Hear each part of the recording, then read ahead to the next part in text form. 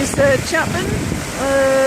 The date is the 15th of November, and the whole entire river has flooded right up into the wall here. That's the road. Can you see the road? I have never seen it as bad as this. The whole entire fields and everything are underwater. Can you see down there? Everything's gone. The road is closed, so nobody can pass. I'm just going over the top of the bridge now at Grindleton. George is parked over there, and I'm just going to film you from this side of the river. There's the bridge here, can you see?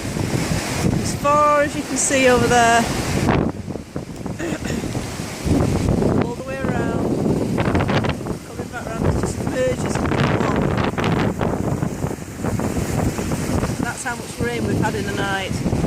It's all across here.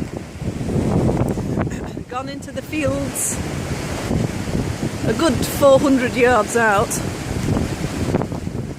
All the trees are underwater. The farmer's just moved all these sheep into another field out of the way.